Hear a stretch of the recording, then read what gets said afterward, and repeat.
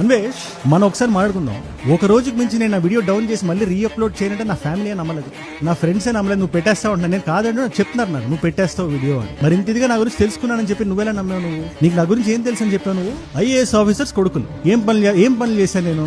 నాకు తెలియక అడుగుతాను, నేను ఏం పని చేశాను నేను? నువ్వు చెప్పిన బెట్టింగ్ యాప్ నేను ప్రమోట్ చేశాను? ఒక వీడియో, ఒక ఆడియో క్లిప్, ఒక పర్టికులర్ కమ్యూనిటీ పోస్ట్ బయటికి తీసి చూపి నువ్వు ప్రూఫ్స్ పెట్టి మా అడుగుతున్న గాల్లో బొంగరాలు తిప్పడం కాదు. నేను ఏమైనా అలాంటి తప్పు చేస్తున్నానని నువ్వు ఫీల్ చూపి. రెండోది కుటుంబం మీదకి వెళ్తున్నావు కదా, let me be very clear. మా నాన్నగారు ఒక రిటైర్డ్ ఐఏఎస్ ఆఫీసర్, ఒక బ్యూరోక్రేట్, 32 సంవత్సరాల కెరియర్ లో ఒక్క మచ్చ కూడా లేని ఆఫీసర్. ఆయనకి నాకు అభిప్రాయ భేదాలు ఉండొచ్చు, కానీ ఆయన క్యారెక్టర్ నువ్వు కాదు కదా, నేను కూడా క్వశ్చన్ చేయలేదు. నీ తమ్ముడు అంటావా ఏదో మానభంగం చేశాడని చెప్తున్నావు. డైరెక్ట్ గా మనం పదాలు మాట్లాడుకుందాం. మానభంగం చేశాడా? నువ్వు ఒక 14 సంవత్సరాల పిల్లని చేసావు కదా, దాన్ని మానభంగం అంటారు. దాన్ని మాట్లాడదాం, అది కూడా వస్తుంది. ఆ పాక్సో ఎలా వర్తిస్తుంది అదంతా రాబోయే వీడియోలో మనం మాడదాం క్లీన్ గా. ఇక నువ్వు ఆగవు, నేను ఆగను కదా.